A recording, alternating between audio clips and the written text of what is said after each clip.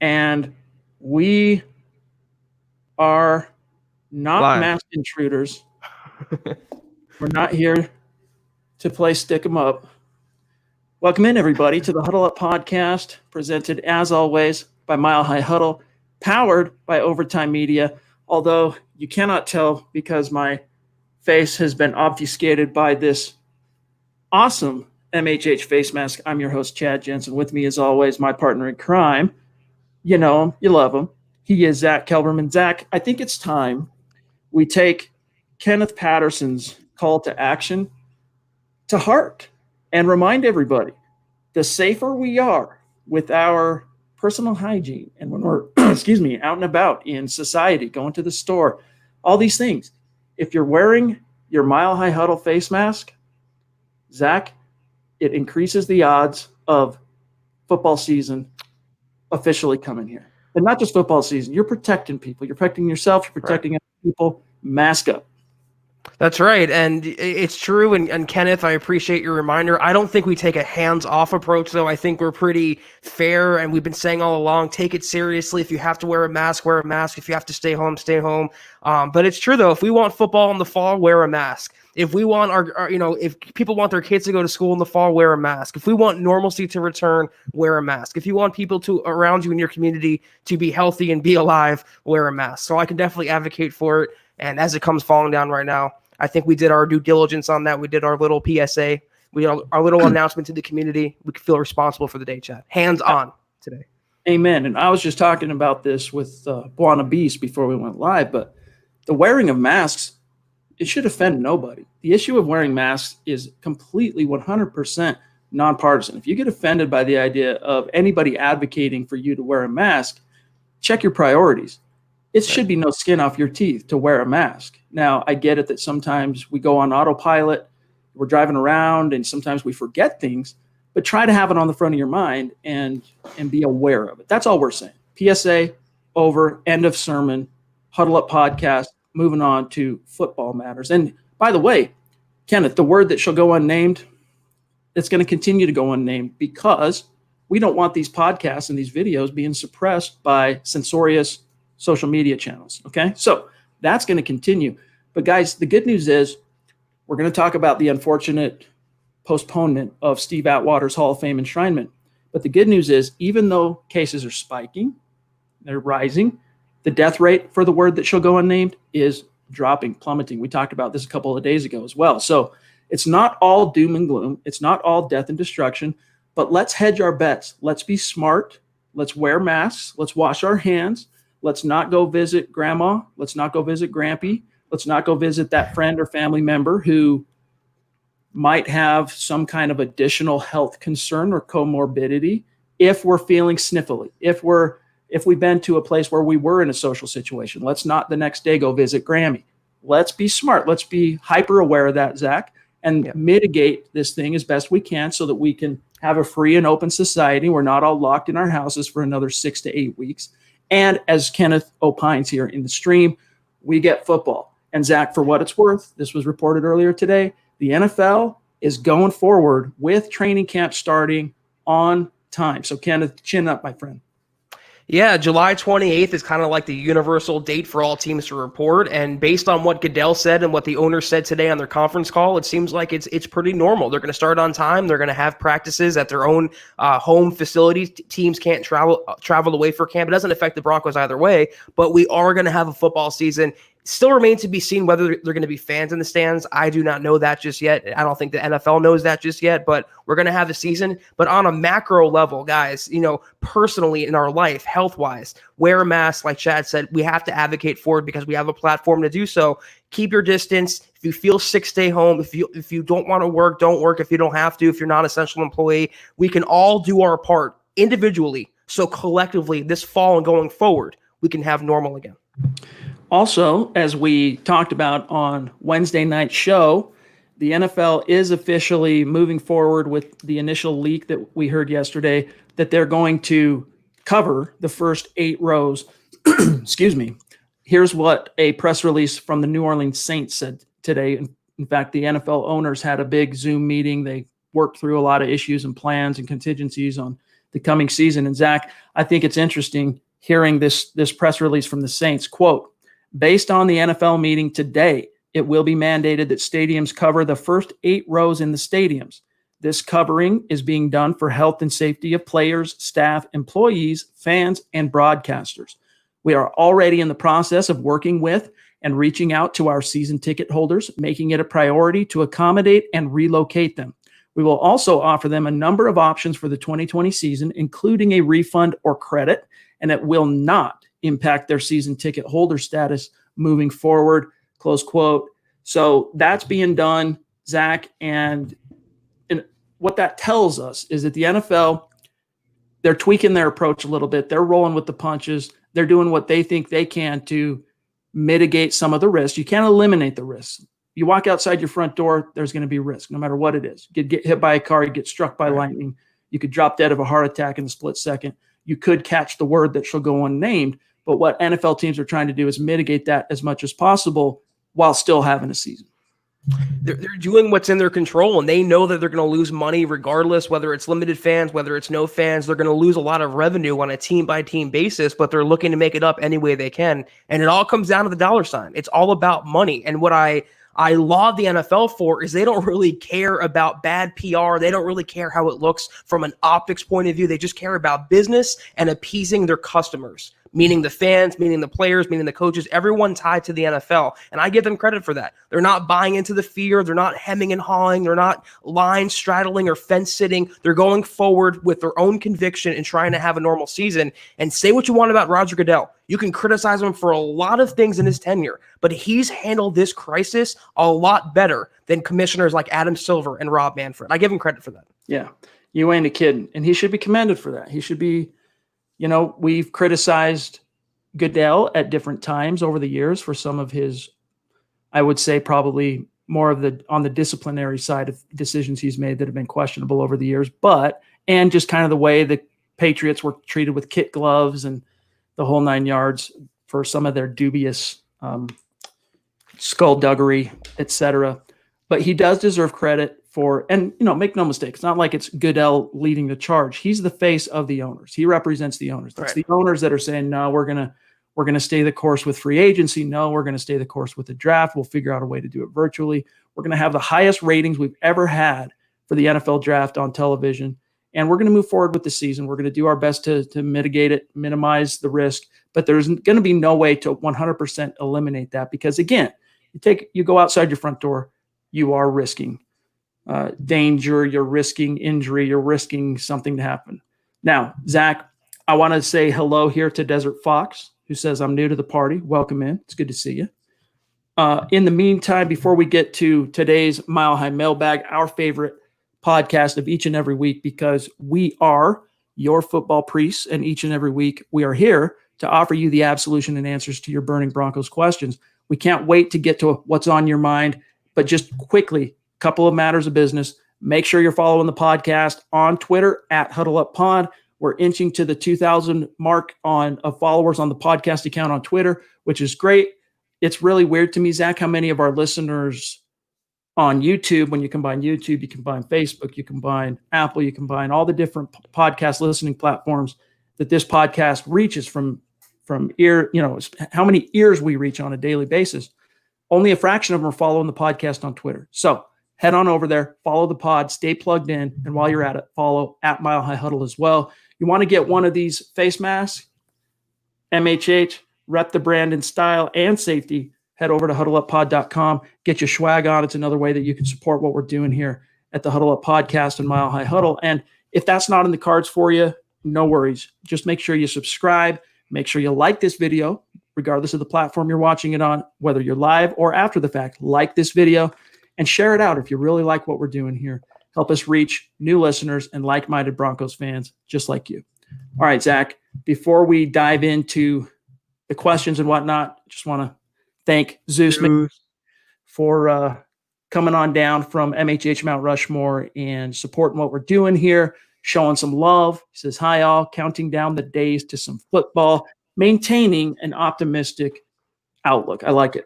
Yeah, you and me both, Stu. Every single day that goes by is a step closer to football. And based on what we've been through, it feels like it's been 3 years, not 3 months. And September literally cannot get here fast enough. All right. One last thing, guys. Sorry to, I don't mean to be teasing you guys. Start getting your questions in or topics you want us to talk about here tonight in the chat stream. We'll get to them as best we can here. But Fire Zach, away. as we intimated at the top of the show, one of the unfortunate pieces of news that broke on Thursday was the Hall of Fame's decision to cancel the Hall of Fame game this year and then postpone the enshrinement ceremonies until 2021, which of course means that the ever patient and ever long-suffering Steve Atwater is going to have to continue his long-suffering patience until next summer, next August. The silver lining, though, Zach, is as disappointing as that is, he's in the Hall regardless, but as disappointing as that is, next year it could be twice as nice because Peyton Manning will be eligible next year for the Hall of Fame, and you know he's going in as a first ballot Hall of Famer. So this time next year, as fans, Broncos country is going to be celebrating and basking in the ambiance of two Broncos getting enshrined at the Hall of Fame. Yeah, do we even have to even wait or decide? Does it have to even be voted on? Let's just put Peyton in the Hall right now. Why is it, I'm saying he's going to make it. He's going to be a first ballot guy. And in terms of Steve Atwater, as sucky as it is, and if I was him, I'd be, saying, woe is me. I'd be feeling sorry for myself. But like you said, he's already in. He's already a Hall of Famer. It has to wait to be official now, but it's going to be fun. Like you said, if there's a silver lining, it's that we get two Broncos next year and not just one on top of everything else. It's going to be like 28 people inducted at once, I read. It's going to be a wild Hall of Fame ceremony, the likes of which we've never seen.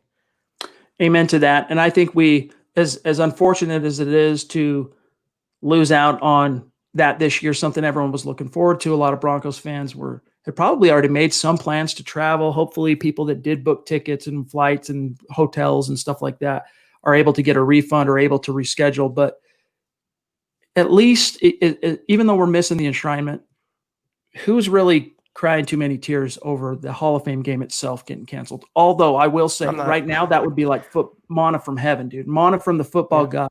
To even have a meaningless exhibition football game like the Hall of Fame game is, just to have that would be like the most refreshing, enjoyable thing. And to think back even a year ago, even though the Broncos were in it that last year, so it made it a little bit different, but it's just one of the most forgetful games on the football schedule every year. Yeah, we all like it when we hear the theme music on NBC go off. We all like it when the snap takes place, the first snap of the game, the whistle sounds. We like football being back, but by the second quarter, when the fourth stringers are in and the future UPS drivers are playing, we're like, okay, we can wait till the next week, and we got our fix for now. So as for me, I'm looking forward to not having to cover that game with the Cowboys and the Steelers. I don't really like a 5-game exhibition schedule, but I would have liked football sooner than later. But at least we have, like we always keep saying, a regular season to look forward to. Kenneth Booker wants to know on YouTube, if you could only take one Broncos player in fantasy football, who would you draft and what round? Zach, if you're only taking one Bronco in fantasy football, who you taking? Cortland Sutton. I mean, he's a Pro Bowl contender, all-pro guy. I mean, you look at the offense. We're talking about offensive players, except not IDP leagues where you can draft Von Miller, but Cortland Sutton, Phillip Lindsay. I wouldn't take Jerry Jeudy. I wouldn't take KJ Hamler. Drew Lock, maybe in a 2-quarterback league. But in terms of a high-round fantasy football guy, that's Cortland Sutton, an established wide receiver one. Sky's the limit. He's being projected to just do monster numbers this year. I would take him. I don't value wide receivers that high. I like to build from quarterback and running back first, but I would take him in the 3rd or 4th round. I think that's good value for Cortland Sutton. But if there's one guy on the offense, it's definitely him. Good to see you as well, Miller 707 champ. Yeah, just for the sake of conversation, I mean, honestly, I don't know. I'm not going to dispute that. I think that would be my choice as well, Cortland Sutton. So, I mean, he's in for a big year. Jason O'Neill wants to know, I'd like to hear your thoughts on some of the challenges that face the Broncos during this uncertain time. Well, some of the challenges are, how do you train? How do you install a new system? How do you get these rookies up to snuff without coaches being able to get hands on these players? That's an obstacle. The Broncos are not going to be able to overcome that obstacle completely until they get cleats on the grass in July. And outside of that, guys, remember, in my opinion, based on reading the tea leaves and the press that came out today from the NFL after the owners' meetings, there will be a season. You're going to, at the very least, have football on your television screen this fall. Will you be able to go and be in the stands? That's the one thing that's up in the air. We don't know exactly how that's going to shake out. But Zach, I have very, very, like, the most minute of doubts that we'll actually have football. And so it's a matter of just getting the Broncos back out on the grass, holding on for dear life for one more month, 4 more weeks. The Broncos will be out on the grass, a week and a half, 2 weeks of training camp, and then you start the preseason. Who knows? We'll see if they end up canceling the preseason. It might be wise to do that and just have a big, long training camp, make up for the OTAs you missed, and look at September 11th or 10th or whatever it is where the season starts for when football begins in earnest. College does it that way. College doesn't have a preseason. I mean, they have training camp, they have spring practices and all that, but there is no preseason. So it can be done from a football perspective. It will affect how the 90-man rosters get cut down to 53 slightly without being able to see them in action against opponents in real live game settings. But that would simply be, Zach, a price you have to pay in a really wacky 2020. Yeah, college has a shorter regular season too, so that's maybe not preseason is part of that. But, you know, I can see the NFL doing one home game, one away game for the preseason, get some of the rust off, and that ties into what I'm going to say about the biggest challenge, and that's chemistry. As Chad alluded to, it's not a financial problem. It's not a long-ranging problem. It's just in the interim. It's just maintaining chemistry and team building. You have a lot of new players, a lot of new coaches, and the same can be said for every other team in the NFL. They all went through the draft. They all went through free agency. They all added to their team. They lost from their team. It's just getting them together in one place, getting it back on the grass, as Chad said, getting practices under their belt, and going into September ready for the season. But in terms of the Broncos, like we keep saying, we're not worried because every other team is going through this. We're all on the same level playing field as one. No team has an advantage over the other because no team has practiced since, last season. Zach, what are the rules? I always forget this, even though I've been covering the NFL for a long time now. I always forget what the rule is for when drafted rookie or drafted players are eligible for an extension. I want to say Sutton. I think wouldn't it be next offseason for him? It's next offseason, I want to say, is when he is eligible for an extension. Yeah. Because let's see, 2018, 19, 20. So after the third year, going into the fourth year of a drafted rookie's contract, he can be extended. In the case of Phillip Lindsay, it's different because he's playing on a college free agent contract. But I don't want to go off into territory that I don't have confidence in and I can't speak to with perfect authority. So I will say, though, with regard to Sutton, next year is, to answer Miller 707 champ here, who's saying, should Denver extend Sutton sometime this year before he gets too expensive? I feel he's going to be a top 5 wideout by the end of next year, and that price tag is going to be expensive, and it is. And Zach, that's something you wrote about yesterday. Yeah, for right now, he's under contract for nothing. It's such a low cost for a talent like Courtland Sutton, and he will be eligible next offseason. He will be a UFA in 2022. And the Broncos, we keep saying they'd be wise to lock up some of their in-house players, but like I wrote in my column, Elway has some sort of aversion to it. He waits to the last minute, if at all, to cut that check. He still hasn't paid Justin Simmons. He didn't pay Phillip Lindsay. He likes adding outside players, but he really has a tough time investing into his own. I'd be surprised, Chad, if they locked up Sutton before next offseason. They want to see what they have in him as the guy, as Locke's wide receiver one, and also how Jerry Jeudy affects that whole development and whole chemistry between them. I'll be surprised if he gets extended before he actually hits free agency. I mean, NFL teams usually don't move financially until they don't have a choice. They wait. Why do today what you can do tomorrow? It's basically that philosophy. They don't move off of when it comes to the bottom line until they don't have a choice. And that's why Lindsey's on the back burner, which goes back to, I don't want to go down this road right now, but that's why it was so frustrating to hear Elway say in his end of season press conference that he was going to consider getting Lindsey extended this spring, only to completely ignore the issue and then pay Melvin Gordon. Why not just quash that right out of the gates and say, that's not something we're looking at right now. Next question. Instead of getting the hopes up for Lindsey, instead of creating that storyline. Real quick, Zach, Web Design, jumping in, $5 super, one of our superstars, longtime listener. It's good to see you, Zach. He says, I'm just being positive that sports will happen this fall. By the way, just trying to support my favorite pod. just sharing the love. And Zach, both Zachs, that is very important to us, guys. That allows us to bring this content to you, that kind of a support, the super chats.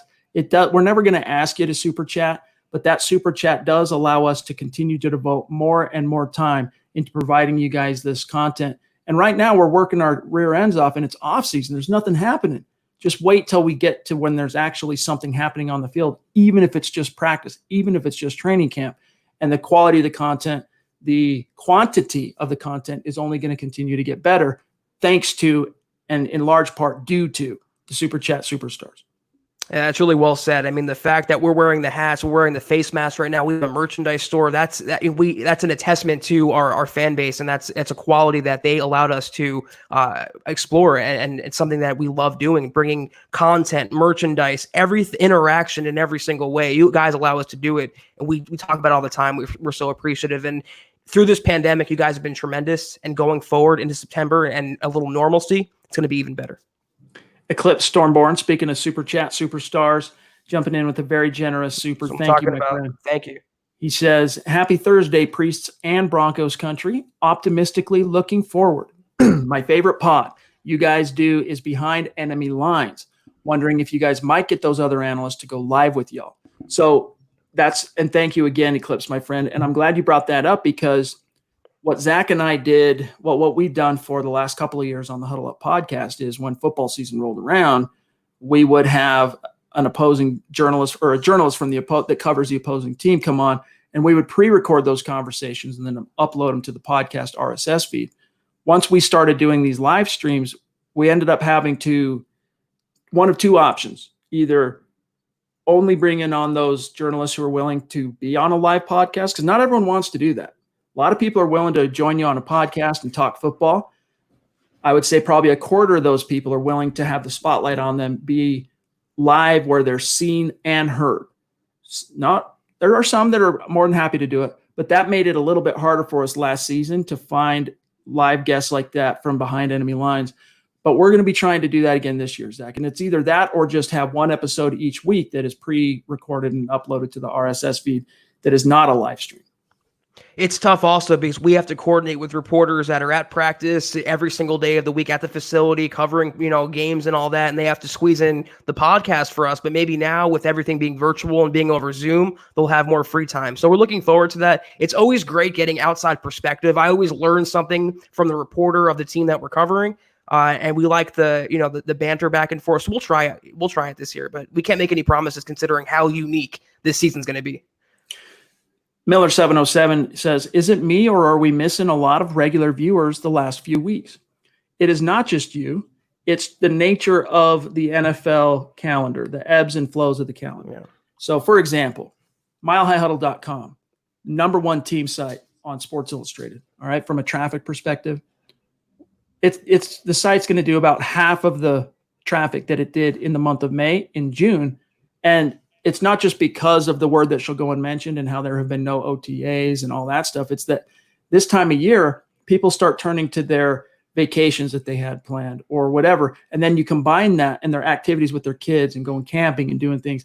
And then you combine that, Zach, with the fact that it is that lull where there's really not much going on. Like there are those, I wouldn't call them necessarily casual fans, because a lot of our great listeners who maybe haven't been tuning in lately, I wouldn't necessarily call them casual fans, but let's just say not the hardest of the hardcore fans.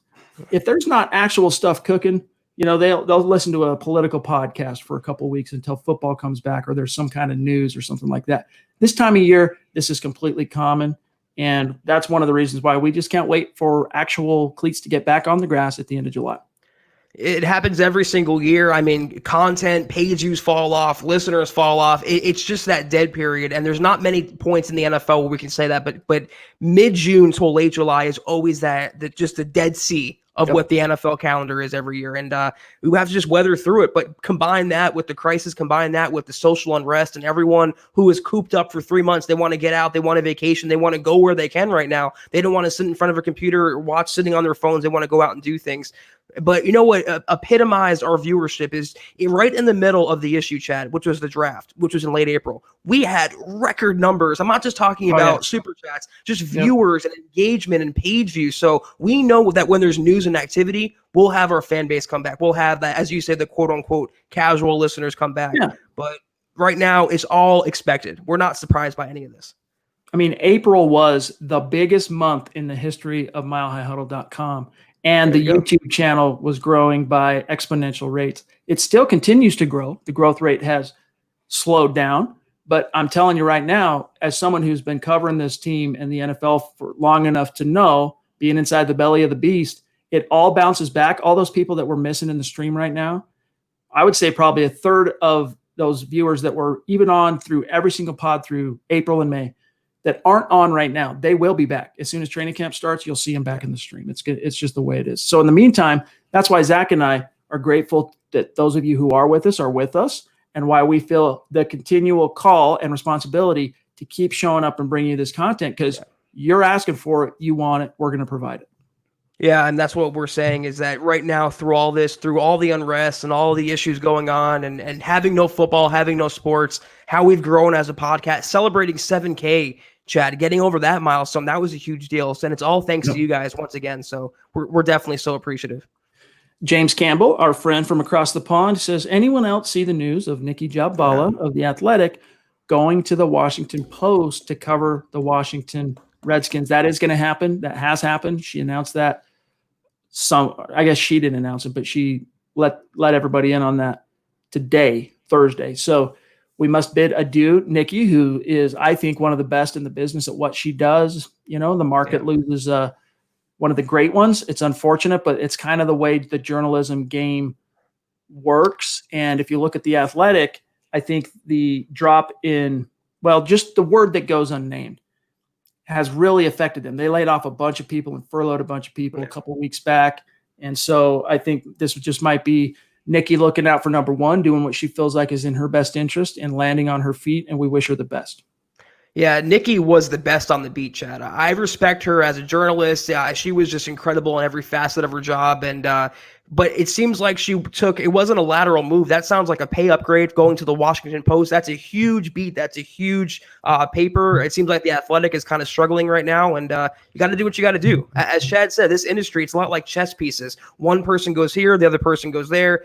I just hope, though, I want to see who fills in for her, Nikki. I hope Mike Kliss now isn't the main focal point of the Broncos beat. At least we had Nikki to kind of balance him at times and confirm it to her. Yep, but we wish her the best, and it is what it is. Eclipse jumping in to say, did they at least start to do Atwater's bust, or does he have to wait for that too? I'm not sure on that. I don't want to steer you wrong, but I think that's done ahead of time, where they come in and they mold their face, or they do some kind of a process where the face measurements and molding gets taken, and then the time is there's time in between, and then they show up in Canton, they unveil their bust. So I would assume that hasn't been completed yet, Zach, but I don't know for sure. I'll ask around and maybe DM Steve and see if he can let us in on that. I haven't seen any videos of it. Last year with Mr. B, we saw it in the process play out, month by month. But I feel like when they were going to get started, that's when the virus hit. So I feel like that was put on hold. They can't get together. They can't sit in the same room. I feel like that was put on hold. And that's part of the reason maybe that they're canceling the whole festivities and just pushing it till next year. Mike Evans, a bona fide Super Chat superstar, working his way up the MHH Mount Rushmore. Really appreciate your consistent support, man. Every stream we see you in, you're showing us the love on Super Chat, and it means a lot to us. He says, do you see Alexander Johnson becoming a top-tier linebacker in 2020? What is his ceiling? I think his ceiling is, listen to what Smoke Dog Al Wilson said. What was it, December, I want to say? And that is that he sees Pro Bowls and All-Pros on the horizon for Alexander Johnson. Now, he's going to have to continue to progress and hopefully get maybe a little bit better as a coverage linebacker, but he has something that can't be taught, and that is just the nose for the ball and the knack for making a play. Plays with intensity, reckless abandon. He's just like cut out of marble like a Greek god. I mean, the guy is just prototypical 6'2", 255 pounds, might be 260, off-ball linebacker. You're missing some of the burst and short area quickness and twitchiness, but he makes up for it with that length, with that strength, with his ability to get off the block, shed blocks, get to the ball. So I think his ceiling, Zach, honestly, is to me, like this time last year, well, this time the last 3 years, we would be talking about Justin Simmons as a dark horse Pro Bowl candidate. I think this is the year where Alexander Johnson takes over that. Simmons got an All-Pro nod, second team All-Pro. To me, that's better than a Pro Bowl, to be honest with you. But I think Alexander Johnson this year is a guy to watch for the Pro Bowl if he continues to develop. I see it happening soon. I don't know his ceiling in terms of a player comparison. Like you said, he's not a great coverage guy. He has to improve there. He's not Luke Kuechly. He's not Patrick Willis or Navarro Bowman. I don't see right now all-pro consistent upside, but I do see a long-term starter for Denver at inside linebacker. I see a guy who'll pick up a few Pro Bowls along the way and go down as a really solid consistent linebacker who's great in run support, great for the team, and can do reasonably well in pass coverage. He has to improve there for me to be a little more bullish on him as a long-range, all-pro potential kind of guy. We'll see. Brian Greenfield, one of our longtime listeners of the show and supporters, also one of our Super Chat superstars. This is not a Super Chat, but he's asking, will Netane Muti be healthy to the start the season, and if not, when? The last I checked on that particular subject, Brian, was that remains to be seen. He wasn't 100% healthy when the Broncos drafted him in the 6th round. So since he's not signed, I don't know if he's been at the team facility getting rehab, because players that are getting treatment have been allowed by NFL mandate to be at team facilities, just like Bradley Chubb, who a few weeks ago talked about how weird it's been being alone basically with a trainer or two at the facility. It's just like a ghost town. I don't know if Muti has also been able to do that, because technically he's not under contract. Technically he's not a Bronco till he signs.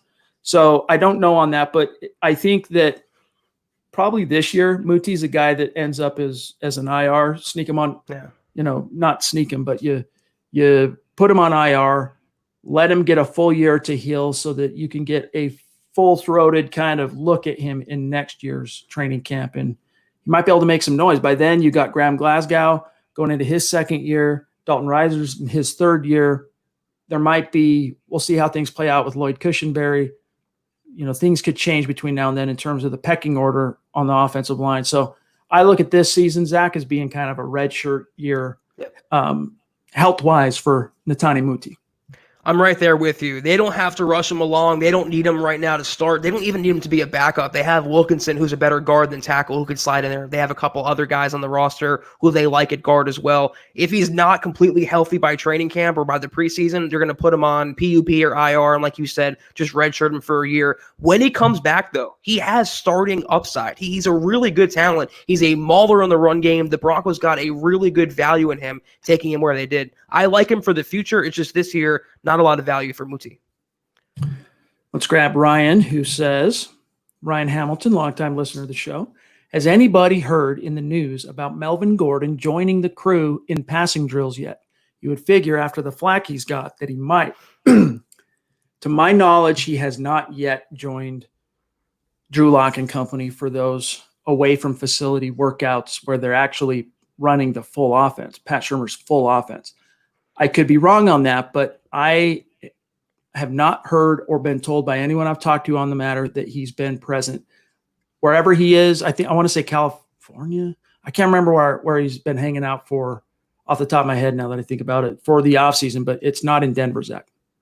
No, I really don't think he's out there right now. And if you want him to be out there, just tweet at him. We know that he'll read your tweets and he'll fire back at you. I don't really want to dance around the Melvin Gordon topic too much. Every time I do, it seems to draw criticism. I think he should be there. He's not restricted from traveling to Denver right now. He can get there by car or by plane. It's just a matter of him wanting to. But to answer the question, I haven't seen him there. I just seen Philip Lindsay putting in the work.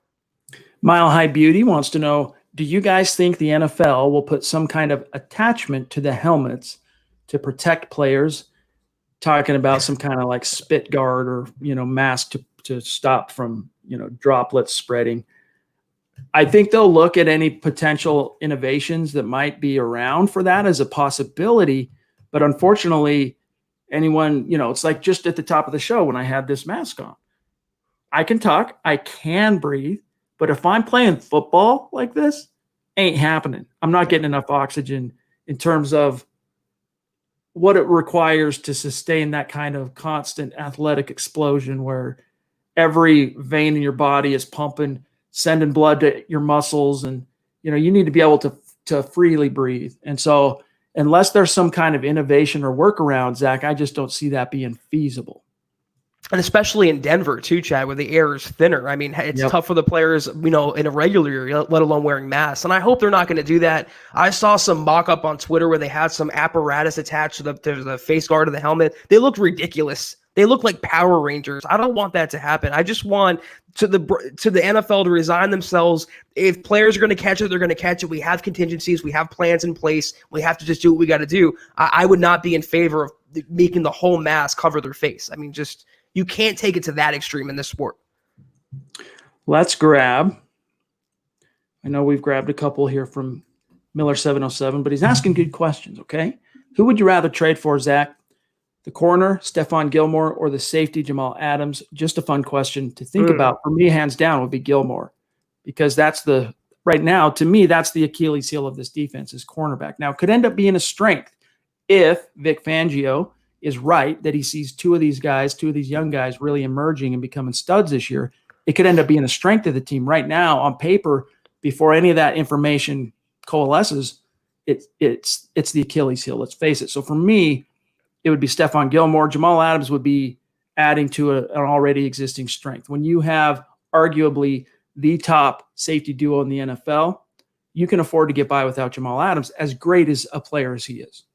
I'm just thinking, though, when Kareem Jackson does walk away from the team, which might not be long from now, having Jamal Adams and Justin Simmons as the two safeties for the next decade is so appealing, and it's just so mouthwatering to think about. But yeah, like you mentioned, we've been pining for a veteran cornerback the entire offseason. You put Stephon Gilmore back there with A.J. Boye and the Vic Fangio defense with Bryce Callahan. That's a scary secondary. So I think it's pretty much a no-brainer. I'm going Gilmore. Terry Randall up in Canada proving, as always, you guys know this, Broncos country is not a geographic location. It is a state of being. And he's reminding everybody, hit the like button. Appreciate that, Terry. Thank Good you, looking out, my friend. Jody wants to know, would you consider Cam Newton for this reason? If Locke was to get the word that shall go unnamed, he could miss up to 3 games. Do you really want Jeff Driscoll to start 3 games? Yes. I get where you're coming from, Jody.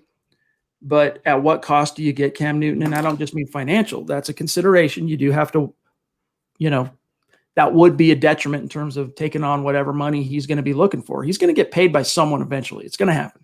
Maybe not Dak money. That's not that ship's probably sailed for now, but he's going to make considerable money, but also the effect it would have potentially in the locker room in terms of, just today, for example, Justin Simmons, I'll read the quote here in a minute, had something really interesting to say about Drew Lock as he emerged late last season as the guy.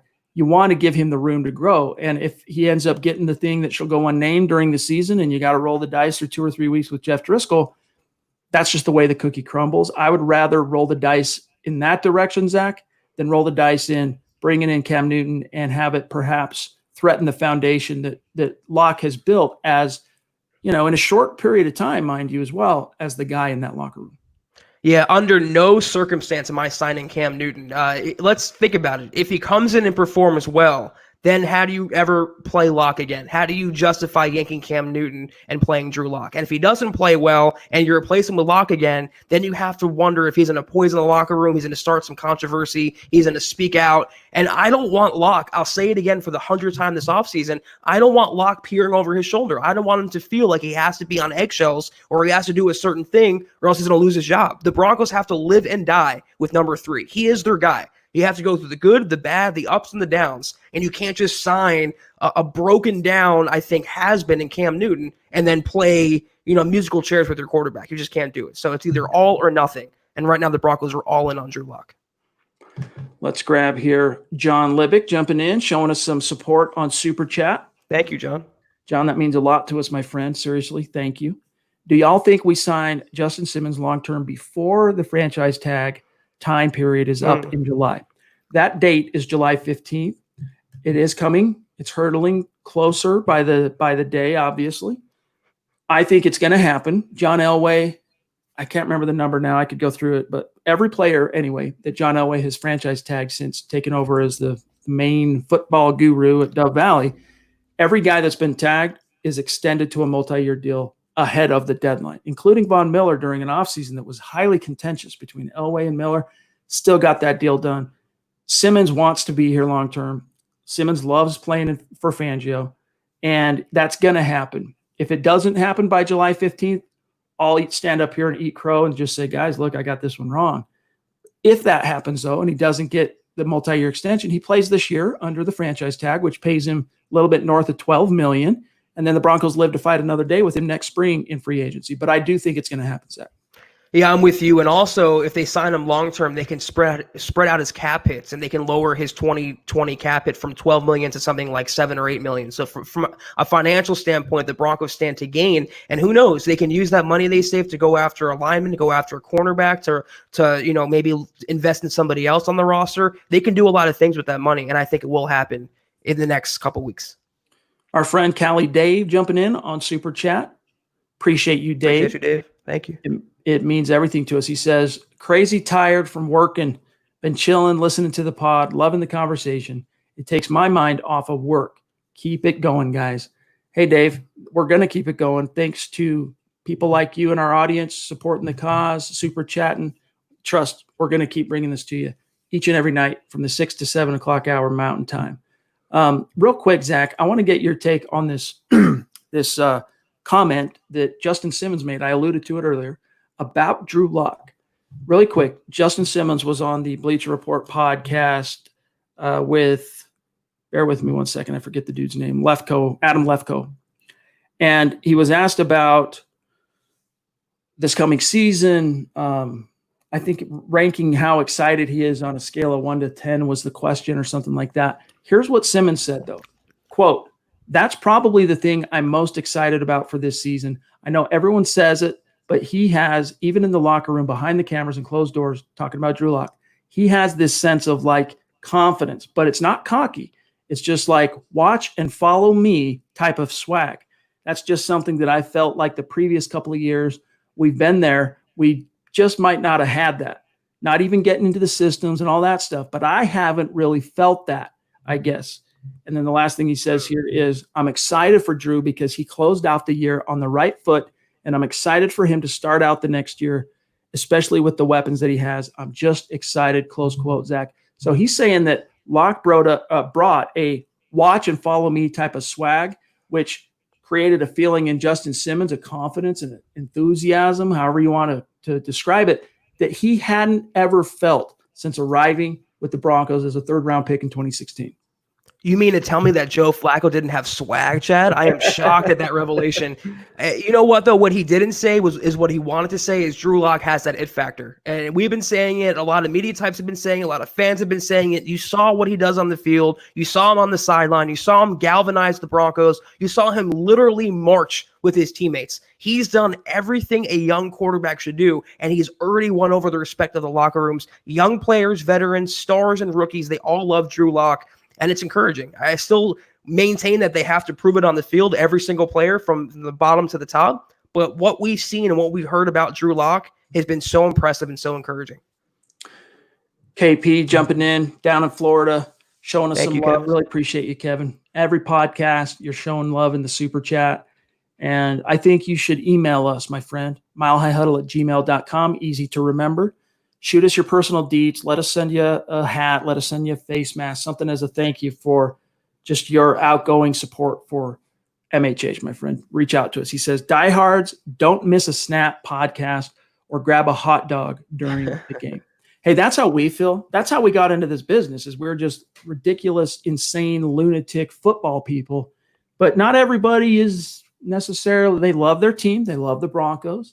They love to know what's happening with the draft. They love to talk about how the draft picks are going to fit in. They love to know what's happening with free agency, Zach. They want to watch the games. But those in-between periods when all that's been done and all the talk that's really, they feel like they need to hear has happened, they sign off, and then they come back when things turn around, when the activity starts up again, or a watershed moment like free agency or the draft or OTAs or training camp. When there's something to talk about, they return.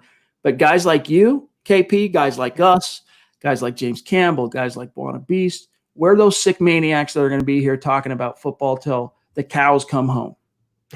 Kevin knows that if you're at a game, you sit your butt in that seat until there is a commercial, until there's a break in action. You don't go to the bathroom. You don't get something to eat. You watch every snap, every play, every podcast. So, Kevin, we appreciate you furthering that notion. But we appeal, I think, to casual, non-casual. I mean, diehard, not so diehard. We're so appreciative for all of our fans. But you're right. The ones that are here every single night, those are our diehards for sure.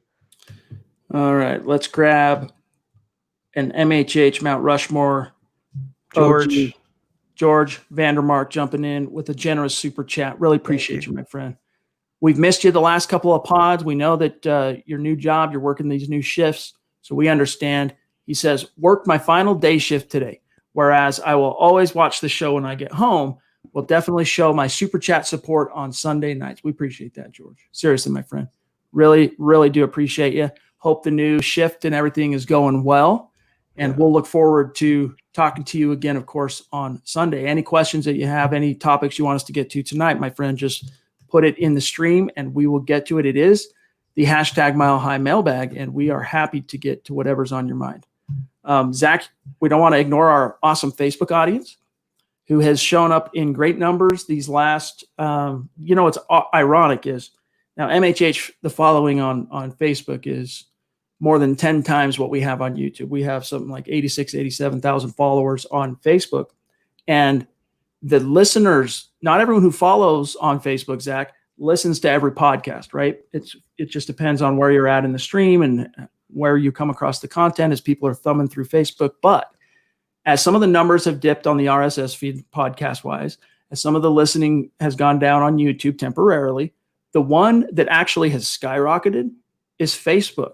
The podcast on Facebook went from, probably averaging 3,000 to 4,000 listeners per podcast to triple that, 11, 12, 13, 14,000 listens per podcast episode. So shout out to our Facebook audience. We love you. Bobby says, what are the odds that Peyton retires as a Bronco?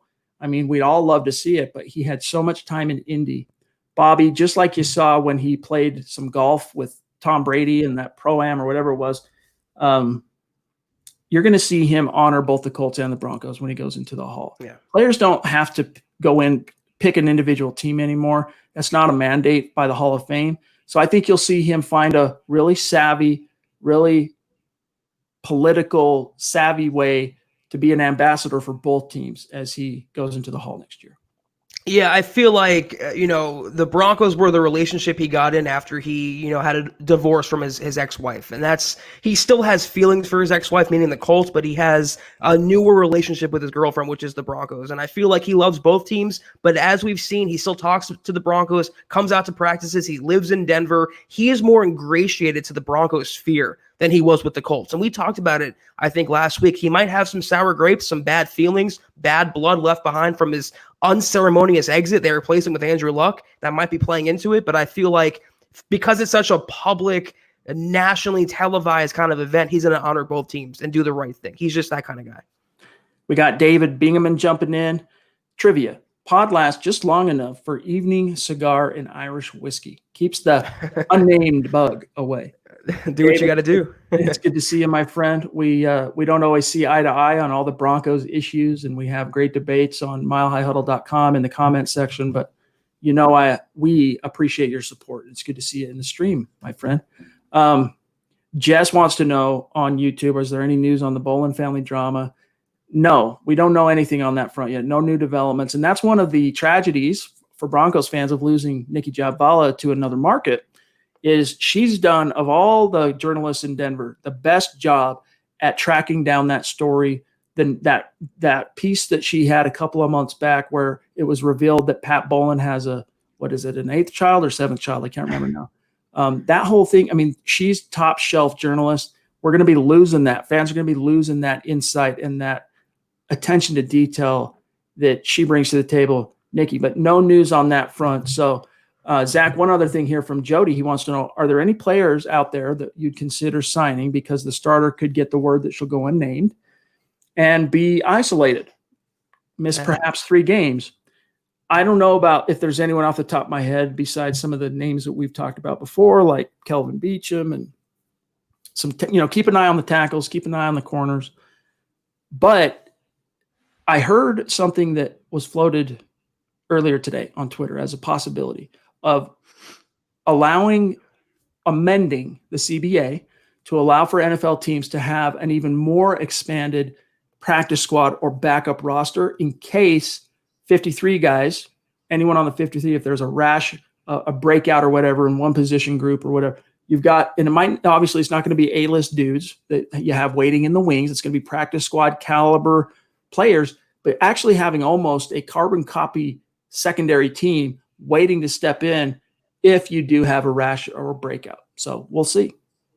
I was going to say any starter, any player can catch the illness, can contract it. So we can't really nail down specific positions. But I'm still looking, regardless of the issue, I'm looking at a tackle. I'm looking at a cornerback, Logan Ryan, Jason Peters, Kelvin Beachum, Cordy Glenn. These guys are out there for the taking. You can have them. And, illness or not, crisis or not, pandemic or not, I want the Broncos to make some of those moves. So that's what I'd be looking at, is offensive line specifically. J-Bone is in the house showing some love on Super Chat. One of our superstars. Appreciate you, Justin. He says, what's up, gang? First time live in a while. Have missed everyone. Keep staying safe. Mile High Huddle. Hashtag Go Broncos. Hashtag State of Being. Really appreciate that, my friend. Yeah. Zini, we can't confirm this. We don't know this, but he's saying Melvin Gordon on social media. He's in Florida, working with trainers, some video of it on social media. So that could very well be the case. I don't have any reason to doubt you, Zini, but we have not confirmed that ourselves. I'll bite my tongue on him not being in Denver with the other players, including Philip Lindsay, but another story. Yeah, we flogged that dead horse 2 nights ago. Or was it last night? It was last night. Or was it? I don't know. Sometimes the days in the week run together. Derek Green, bona fide Super Chat superstar. He and his wife. Derek, remind me your wife's name. We'll shout her out. He says, great to see you guys. My wife wants to know if either of you know why Justin Simmons isn't signed yet. She's getting nervous. LOL. Hashtag Denver Broncos for life.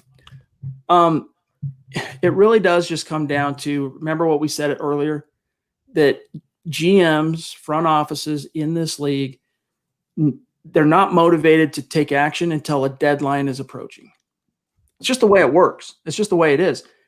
By the way, Derek, she would also like to know what it would cost to trade for Stephon Gilmore. A lot. Okay, we'll get to that here in a second. But NFL GMs, they're inclined to let players stew, let players wonder, let players worry, and then in the 11th hour swoop in and get a deal done. It's just the way it is.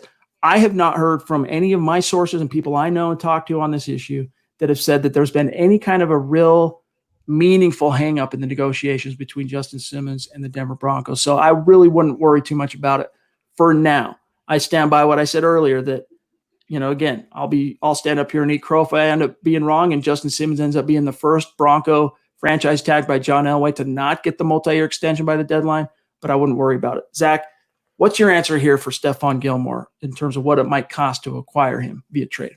I would have to know his contract because you'd be assuming that as well. And he's a highly paid guy among cornerbacks. He's one of the best in the NFL. But in terms of compensation, I believe it would be a first rounder. I mean, he's a shutdown elite cornerback, and they don't grow on trees, as the Broncos know all too well now. It would take a lot. And the contract and the compensation, it's a fun idea to consider, but there's a reason why they invested in the draft. They didn't even sign someone like Amuka Mara, who would have came for $5 or $6 million a year. So Stephon Gilmore, for what it's worth, is scheduled to make $10.5 million in base salary this year. He also has a $500,000 roster bonus, and he also has a restructure on his contract. So his actual cap hit for 2020 ends up being $18.6 million, and then his contract next year is about $1 million richer. So it would be a pretty penny, not only in compensation, but in cap hit. So hard to see that happening. As great as it would be to see Gilmore in Denver, it's hard to see the Broncos making overtures to make it happen. Yeah, $18 million cap hit. Then you have to invest in Justin Simmons. You paid Kareem Jackson last year. You just can't put that much money in one position. You have Boye taking up a significant chunk of the salary cap. It's a fun idea to consider, but it's just not, realistic in practicality. Zini says Brett Rippon might win the second string spot, but dude can fit balls into tight windows. That's one thing that's really good for Brett Rippon is even though like Trevor Siemian in 2017 lost his top advocate in Gary Kubiak and suddenly found himself kind of adrift with Vance Joseph in that regime, Brett Rippon lost his top advocate, the guy that made him basically the impetus for him becoming the highest paid undrafted rookie in Broncos history. Rich Scangarello is no longer here, but here's the silver lining for Brett Rippon. He's not a strong arm quarterback. He's a guy that's had to really make his bacon with his football noodle and throwing into the future, accuracy, just having the intellectual aspects mastered and accuracy. But guess what? With the spread offense that Pat Shurmur's bringing to the table, in fact, this was something Eric Trickle did a great job of outlining in his Broncos roster breakdown on Brett Rippon earlier this week. If you guys haven't checked out the video and the article over at milehighhuddle.com, go check it out. But that's one of the good things about the spread offense that Shurmur's bringing along is it spreads out the defense. It creates bigger windows. So he doesn't have to throw it into tighter windows. He doesn't have to. It's better. It's easier for the quarterbacks that don't have that big rocket arm like Drew Lock. This is the quintessential offense. He was a good scheme fit for Scangarello. Don't get me wrong. But this could be, I agree with you, Zini. Brett Rippon could surprise some people and end up leapfrogging Jeff Driscoll and be the number 2 behind Drew Lock. In fact, when the Broncos drafted Lock and then signed Rippon, Zach, that was their long-term vision. Lock is the guy and Rippon is the backup. And that could happen as soon as this year, but it's one of those things where you got to believe it when you see it.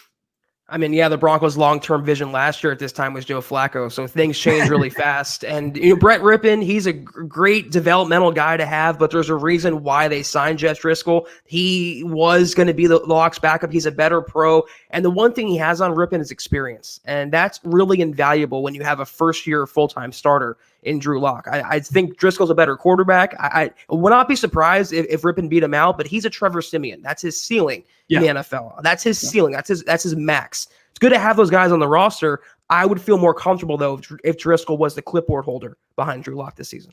We'll see how it shakes out. Dave jumping back in, showing love on Super Chat. Thank you, Dave. Really appreciate you, Dave. He says, did I hear the NFL tell players to stop getting together? Hashtag Denver Broncos for life. No, it wasn't the NFL. It was the NFLPA. I forget the doctor's name, Zach, the mouthpiece. You reminded me of it the other day. But anyway, Sills or Meyer. Yeah. Tom Meyer. Yeah. Yes, thank you. THOM, by the way. But what they said is they recommend to players, it's not a mandate, it's a recommendation that players stop these away from facility get-togethers and workouts like Drew Lock was doing in the Denver area. Tom Brady said, I'm not going to stop. He's continuing on with his thing. And I think in the Tampa Bay Bucks, I think you'll see a lot of NFL players, especially the teams that are either have a young quarterback or a new system. I think you'll see them continue to kind of low-key, low-profile, continue to work out because, again, when it comes to the word that shall go unmentioned, no one wants to catch it. Don't get me wrong. But if you are 24 years and younger, you are more statistically likely to get struck by lightning than you are to die from the word that shall go unmentioned. So, it's a roll of the dice for anybody. Sure. It's something just like when someone gets the flu, you don't want to get the flu. You hate how you feel for a week and you hate that it could turn into pneumonia and then it could turn into something else. That happens for people. But for Drew Lock and company, that's not as big of a risk as the media attention, I'll just put it that way, would lead you to believe. So I think he'll kind of follow the example of Tom Brady.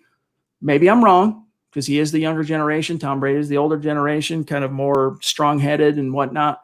Maybe Lock's more inclined to listen to the doom and gloom on media. I don't know, but it's NFLPA recommendations, Zach, not a mandate.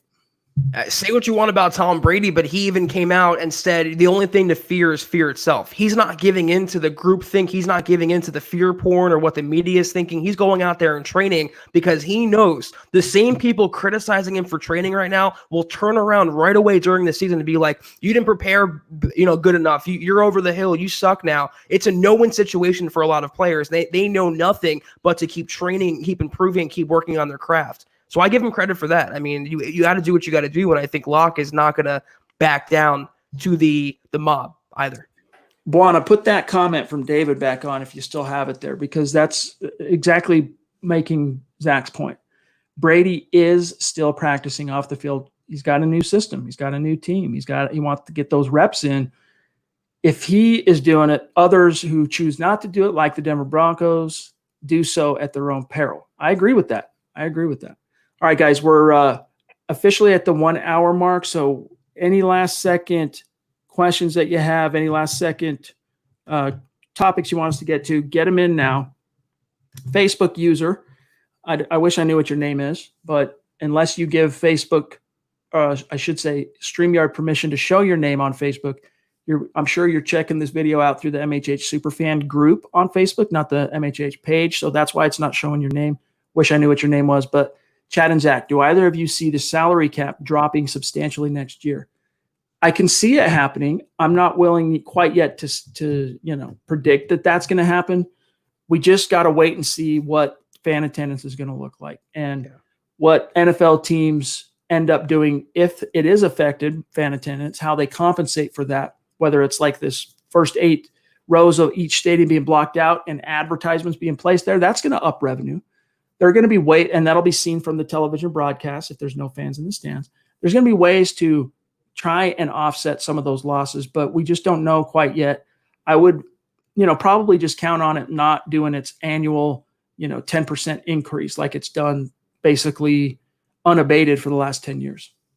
They're going to have some impact. I mean, it's unavoidable. It's inevitable right now. They're going to offset it by having the rows blocked off for advertisements. They have the TV contracts kicking in, the new CBA kicking in. They'll be okay ultimately going forward in 2021 and beyond. The NFL is just a money machine. It's a cash cow of all the major sports. Is the reason why football is America's pastime. So going forward, they'll weather the storm. They'll do what they got to do. They're bracing for impact. They're bracing for positive tests. They're bracing for revenue loss. The NFL has been realistic, not idealistic, realistic through all this. And that's what I give them credit for. Bishoy Vanderberg with a really good question. Let's rapid fire this, Zach. What are the Broncos' biggest 3 strengths going into this season? Personally, I like our young talent on offense and our experienced defense. I think that's 2 strengths that you hit on right there, Bishoy. I would say the youth movement on offense is a strength if the coordinators and do their job. If Pat Shurmur and Mike Shula do their job, which I think they will, and you can capitalize and exploit the fact that you have one of the most dynamic collection of skill position players and young talent, including the quarterback in the NFL right now. If you can capitalize on that, it is a strength. But I said rapid fire, and here I am waxing poetic. So I would say the offense, I would say Fangio's tradition of his defenses taking a leap forward in the second year in whatever city he's in, so the defense being a strength. What would be the third one? What's a third wild card, Zach, and we'll move on. I was going to say coaching continuity, considering what they've been through this offseason, the entire NFL. I mean, turnover with coaching staffs, that's going to impact them out of the gates. And with the Broncos, at least on defense, they're returning most of their coaches except for Brandon Staley. They have Vic Fangio calling the defensive plays. He is also the head coach, obviously. And even where they replace coaches, Chad, they replace the offensive guys with experience, a former head coach and his understudy in Mike Shula. So they're okay. I think the coaching is going to be the thing that impacts or offsets a lot of the rust factor going into the season. Brian wants to know why we don't have Buana Beast live on the chat with us. He doesn't want to. He just wants to be in the chat. I should say live on the screen. That's not something he's really interested in. He knows he has an open invitation for that whenever he wants to join us on screen. Derek is letting us know it's Adina is his wife's name. Hello, Adina. We appreciate your support. Yes. And you've got yourself one cool husband that has really great taste in football and football content, and so do you. That reminds me, my mother-in-law's name is Deanna. So actually almost spelled correctly, just minus the A and one of those N's, and you have my mother-in-law's name. But Adina, I'll try not to forget that. I'll try to remember that for next time. All right, Zach, we're running really long here, so let me just make sure we're not missing anything too crucial here. Well, guys, we're really out of time. We'll take one more. Let me just find one here. Ed, because I've done my research, and as a member of the YouTube partner program, I know what the buzzwords are. They let us know what you can and can't say. That's one of them. So we found our own little workarounds, and for not saying the word that shall go unnamed. Yes, Brian, we are planning on having more of our Super Chat Superstars on the podcast. Yep. That's going to be happening more and more as we get a little bit closer to the season. So stay tuned for that. But guys, that's going to do it for today's episode of the Mile High Mailbag Huddle Up podcast, coming to you for the last time this week. But fret not, we'll be back Sunday night with a fresh new week of coverage for your Denver Broncos in the NFL. In the meantime, make sure you're following my partner, Zack Kelberman, on Twitter. If you're not doing that, open it up right now on your phone, find @Kelberman NFL, give him a follow. You can find me @Chad and Jensen. And then while you're at it, gang, make sure you also follow @HuddleUpPod and @Mile High Huddle. Big thanks to each and every one of you for spending an hour with us here in the chat, helping to keep this conversation fun and engaging and moving forward. It's just so much fun to have these hour-long sessions with you guys 4 times a week for Zach and I. And a mile high salute to our Super Chat Superstars. You guys are really giving us the opportunity to continue to bring you this content. And Zach, dude, have a great weekend. You got any plans this weekend? Anything special? Nah, nothing special, Chad. Just working as usual, and just one day at a time. One day closer to the season. One day closer to putting this month behind us. Training camp starting next month, so I'm just keeping a positive attitude. Amen. All right, guys. Well, I'm going to be cleaning out a garage this weekend. That's my project for this weekend, as well as juggling content at milehighhuddle.com and at youtube.com/c/milehighhuddle. But we're going to get out of here for tonight. We'll catch you guys Sunday night at 6 p.m. Mountain, 8 p.m. Eastern. Tonight, though, I almost forgot about this, gang. Check out on Broncos Country tonight, Luke Patterson, one of our own, MHH, and one of the co-hosts of Mile High Insiders, is going to be joining. I think he told me 8:10 Mountain time. So 8:10 Mountain, 10:10 Eastern. I'm sure they have a listening stream. If you're not local and you can't get it on terrestrial radio, you can get it by check out iHeart and just search KOA Broncos Country Tonight. You can find it. So check out Luke on Broncos Country Tonight. And then, of course, tomorrow night is Friday. You'll get Dove Valley Deep Divers, Eric Trickle, Lance Sanderson. Saturday night, you'll get Building the Broncos. They switched this week because Carl couldn't go Tuesday. So MHI was Tuesday night, BTB Saturday night, and then Zach and I will be back in the flesh with all of you guys Sunday night. So we'll see you then. Have a great weekend, each and every one of you. For Zach Kelberman, I'm Chad Jensen. We'll talk to you guys Sunday night.